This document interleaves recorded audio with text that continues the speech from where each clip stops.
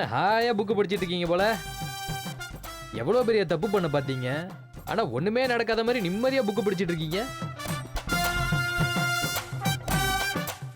உங்களை இப்படியே நிம்மதியா விட்டா தப்பாச்சே.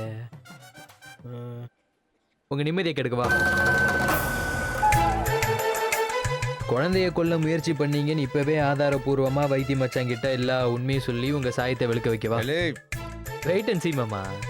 அடடே என்ன டைமிங், வைத்திய மச்சானே வந்துட்டாப்ல. ஏலே சொன்ன கேளுடா. ஜாலியா உட்காந்து புக்கா படிக்கிறீங்க, உங்களை நேர கிழிக்கிறேன் இருங்க. மச்சான் சொல்லுவிட்டியா? என்னங்க, அம்மா சாப்பாடு கொடுத்து விட்டாங்க. துளசிக்கு நாட்டுக்கோழி குழம்பு இருக்கு.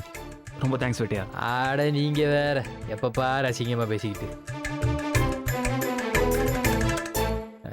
அப்புறம் உங்ககிட்ட மாமா பத்தி ஒரு உண்மையை சொல்லணும் மச்சான். அப்பாவை பத்தியா?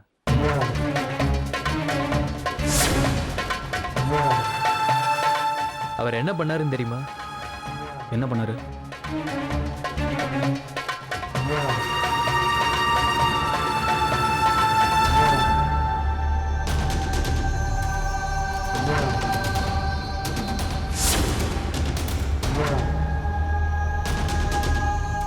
ஐயோ என்ன சொல்றான்னு தெரியலையே. நான் சொன்னா நீங்க நம்ப மாட்டீங்கன்னு தெரியும், அதான் வீடியோ எடுத்தேன். இங்க பாருங்க.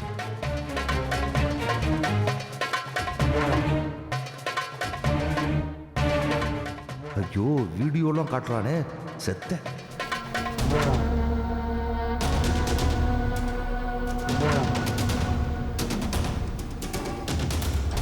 நான் சொல்றது எல்லாமே உண்மை மச்சான்.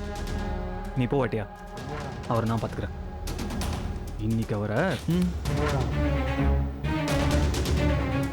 கொஞ்சம் பொறுமையா நடந்துக்கங்க. இனி என்ன பொறுமையா இருக்கிறது? இவ்வளவு பண்ணிருக்காரு, இன்னைக்கு ரெண்டுல ஒன்று பார்க்காம விட மாட்டேன்.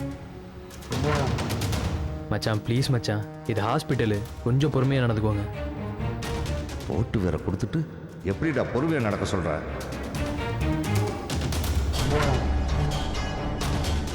அப்பா. என்ன தம்பி, என்ன ஒரு மாதிரியா இருக்க? வேட்டையன் சொன்னதெல்லாம் உண்மையா? நீங்க அப்படி ஒரு காரியத்தை பண்ணீங்களா?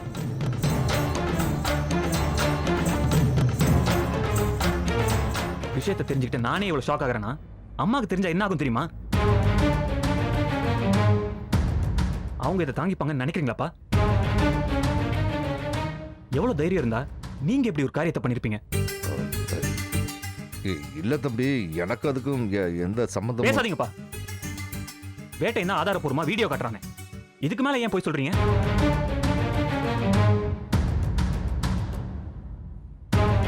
ச்சே, பெரிய மனுஷன் தானே பண்ணீங்க, நீங்க இப்படி பண்ணலாமா?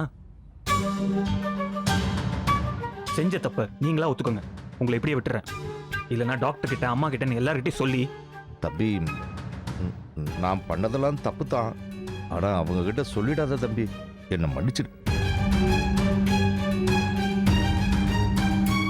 உன்னை கையெடுத்து கும்பிட்டு கேட்டுக்கிறேன், என்ன மன்னிச்சிடு தம்பி. யார்கிட்ட இதை பத்தி சொல்லிடாத, அப்பா தெரியாம பண்ணிட்டேன்.